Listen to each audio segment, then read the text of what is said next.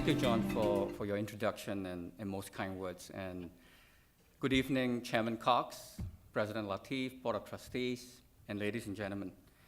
You know, I'm like Frank, all but the company that we have this evening, and in many ways, you know, feel grossly inadequate, even though, you know, we've seen a lot in the world today, but I feel somewhat inadequate. And so I want to thank the FPA for conferring on me this award.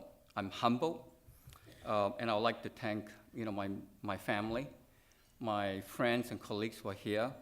And I would say that they have actually been very generous with their support over the last 2 decades of my career here, and have made this special moment possible. And this award goes to them. As I kind of reflect on what has been said by the honorees, and congratulations, Frank, Bob, Jean, and Glenn, you know, to be in such distinguished company. One common theme is clear, that we live in a very challenging world today, and a very complex world. And President Latif said to me this evening, and you know, a few days prior to this event, that, hey, Boon, can you give some words of wisdom, right? To, you know, when I kind of look around the room here, where we have such great foreign policy experts and great financial minds, I doubt I could give or impart any words of wisdom. So rather than try to outperform the honorees, and I know I'm the last speaker here, I'm between you and American Idol tonight. I'm going to follow the advice of my wife, Shan, of 26 years, who, by the way, stood by me with patience and unyielding support. Shan, I love you. And I'm going to take her advice and say, you know, shut up, Boon, and just play the TV, okay? So that's what I'm going to do, right? And you know, and what I'm going to show to you, and I'm losing the clip here. I don't see the clicker. Okay, so I'm going to, you know, as the saying goes, right, a picture paints 1,000 words. And I'm hoping that the next couple of slides will lift the spirit of the group, given that, you know, we live in a very complex world, and hopefully examples of, I would say, economic miracles, right, would lift our spirits here. So for those who have not been to modern Singapore, I would encourage you to make a trip, even though it's a 21-hour trek, you know, to do it. But for those who are, you know, who are skeptical, let me just show it to you what Singapore looks like today. So this is a shot of downtown Singapore, right? This is the financial district of Singapore today. The next shot is a picture of Marina Bay Sands, right, which is just across from downtown Singapore.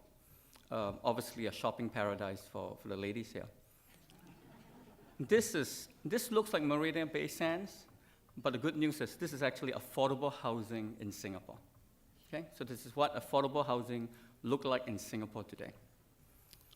And then this is actually the port of Singapore that's just outside of downtown Singapore, right? Formerly the largest port until about 2 years ago when it was overtaken by Shanghai. So this is what modern Singapore looks like today. Now, you know, for those, you know, and I'm dating myself, right, who grew up, you know, during the days when Singapore actually went independent, right, in 1963, partial independence from the British in 1963, and full independence from Malaysia in 1965. It's quite a different scene in Singapore, okay? And let me just show it to you. This is around the time Singapore went independence, okay? That's the harbor on the top left. That's affordable housing on the right, right? People living in some huts, and these are literally pictures from the 60s, okay? And this is what Singapore looked like, right? Within a generation, you have seen Singapore transform from that to this, within a generation, right? Quite a remarkable transformation.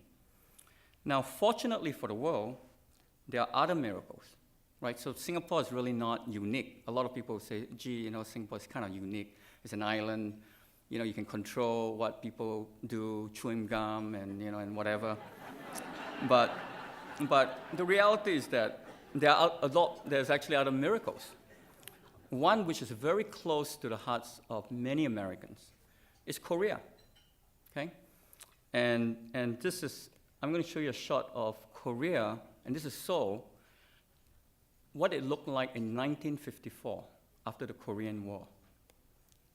This is what Seoul looked like in 1954, okay? This is what Seoul looks like today, within a generation, okay?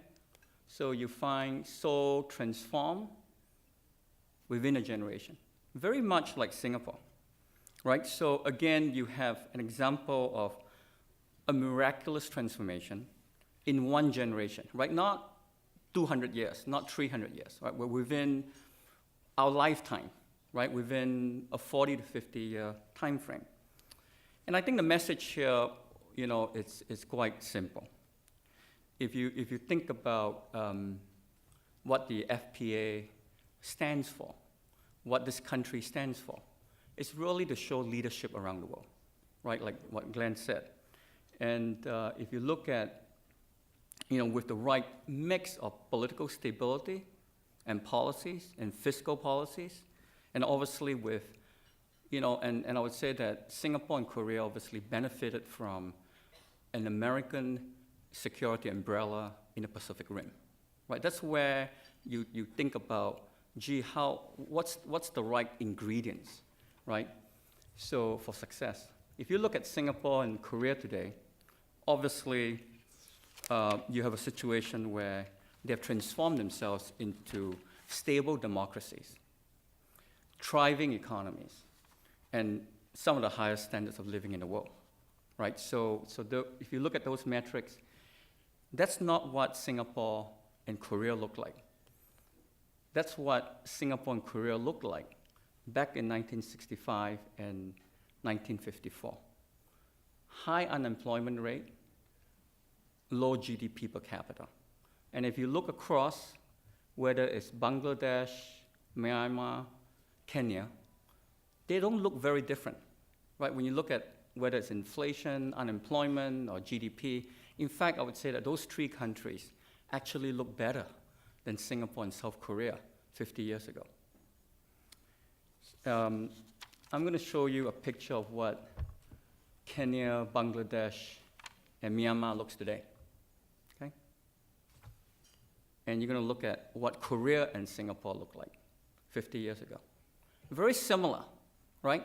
So I would say to you that the challenges that's facing us today, they are enormous, right? There's a lot of challenges. But 50 years ago, I don't think the challenges were any less, right? So I'm hoping that, by looking at these pictures as you reflect on the world today, this will give you hope. And my apologies to President Latif. He asked me to give you words of wisdom.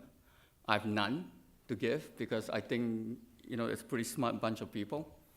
But what I can offer you, hopefully, is that, you'll be encouraged by the stories of Singapore and Korea, that you would lean forward, face the challenges that we have today with conviction, because everything is possible if we put our minds to it. So again, I would like to thank the FPA for conferring on me the medal. I'm humbled. I want to congratulate my fellow honorees, and I would like to wish everyone a good evening. Thank you so much.